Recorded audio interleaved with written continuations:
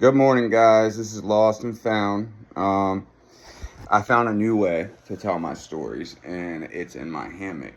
We're going to call this Hammock Talk. So, I've got my son with me today because he is being very uh, up and down and crying and all this stuff because he wants his daddy. So, I'm going to start this story about the first time I used heroin and how it happened. I was always petrified of needles. I hated needles. You couldn't get me around needles. My mom would always, force me to go to the doctors, try to trick me. I would run out the chair as soon as they pulled the needles out, lock myself in her car, and I did not care what form of punishment I got after that. But I was not getting stuck by a needle. Not happening. It was the veins, not the needle, that really freaked me out. And I started to, smoke a lot of weed real heavy, and I got locked up for my armed robbery. When I got out, I was on probation, and I got piss tested a lot. So I couldn't smoke no more at all. I had to quit. I had 6 years over my head, prison time, and I was not trying to do that. So what I ended up doing was I just stayed drug free for a while, and then, excuse me, guys. I stayed drug free for a little bit, and then after that, I started using pills. My probation officer told me she was going on a trip for about 2 months, and I was like, not at first, I didn't jump on it because I wanted to stay clean, but all my friends were talking about these new pills called Opanas, and they were like, bro, they're so strong, it's gonna get you right. And I'm like, bro, I've been doing shit, I'm not, my tolerance is high, like, or whatever. I've heard it before. I had a jacked up Ford Ranger at the time. It was a stick shift, which is difficult to drive, especially if you're high. I drove out to Chesapeake Beach, Maryland. I picked up the Opanas. My probation officer was on vacation, so I wasn't getting piss tested, and I sniffed a little tiny bit. I was so high I couldn't drive my truck. I had to get my buddy to drive my truck home, and then it was on after that. I just kept partying. My uncle just got $10,000 from his dad dying, which was my grandfather.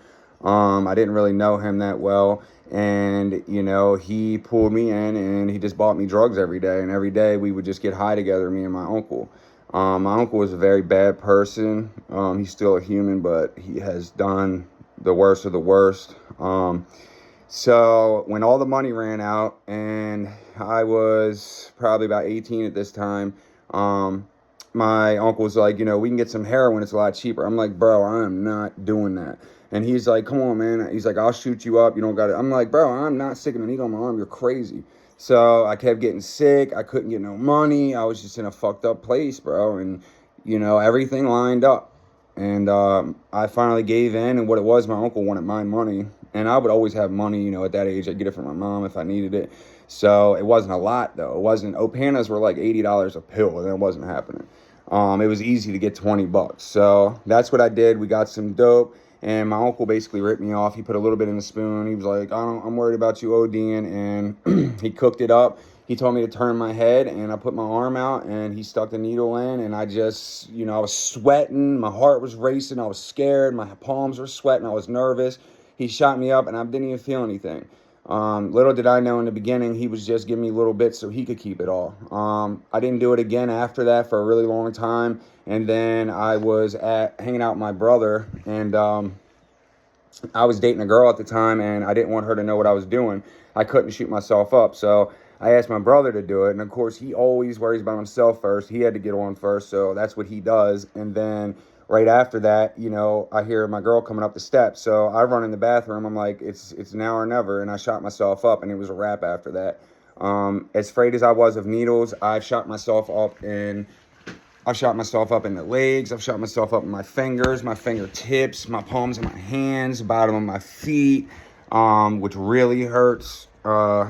My neck. I've watched my brother tie a belt around his neck in the mirror and try to shoot up in his forehead. Like, we've done some crazy stuff. My brother's a little crazier than me when it comes to drugs. But, that's what started it. And even after that, my brother went and got 2 pills one day, that day, and he cooked them up in the spoon for me, and I had to shoot it up. That's what I was going to tell you guys. And I felt the rush. I felt the feeling in my throat where I had to cough. I felt my body get real warm and fill up with heat. And, it was a good feeling, but I wasn't impressed with it. And, I've told you guys this before, a lot of drugs I got hooked on, I never liked in the beginning. I just kept doing them because everybody else was doing it. And I felt like, it's something that they're getting that I'm not. So I kept doing it and forcing myself to do it until I became addicted. Same thing with weed. As a teenager, I would smoke weed all the time with the girls and stuff. And then I would start getting hot and nauseous. One time I threw up in front of all of them in the backseat of the car. It was embarrassing. I just, I just never really liked drugs, which is crazy because I made myself like them, and then I was obsessed over them. Anything I do in my life, I take as much as I can, and I get as much as I can of it as fast as I can until I wear it out. That's everything. Anything good that's fun, I don't want just a little bit. Food, I don't want a little bit. I want way bigger than I can eat. It's just how I am. It's my addictive personality. So, years went by, and I actually started shooting Suboxone. I shot Suboxone from 18 until I was like 26, 27. And then I started shooting heroin with the stripper I was telling you guys about last night. And then, that took me down the darkest road I've ever been down. So that's just a little bit about how it started, and it makes me sad because I've seen videos of me being this age right here. That's small.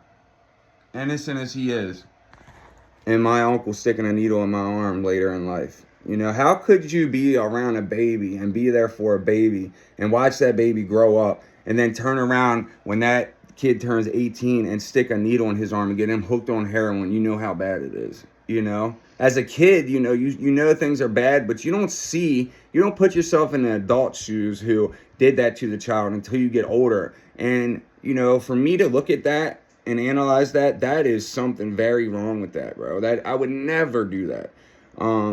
So, this stuff is deep. It gets deeper. People who don't use or never have, it's hard. I mean, think about being a kid and growing up in a family and they're all using it. And, there's people out there that make it, that see it, and they learn from it, and they're like, that was miserable. I don't want to do it. However, that wasn't me.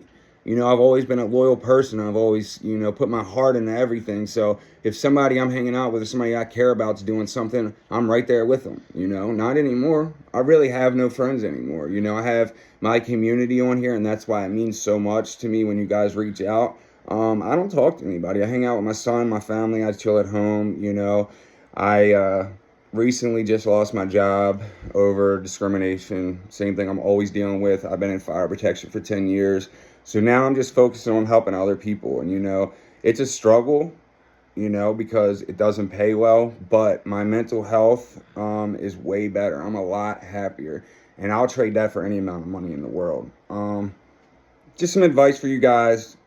Just to let you know my story a little bit. I want you guys to know me and understand me. I've done a lot of bad things, but I'm not a bad person. And I'm trying very hard to show the world a different view of me, and I hope it's working. You guys have a good day. If you need anything, reach out. I'll be back on here later. Thank you.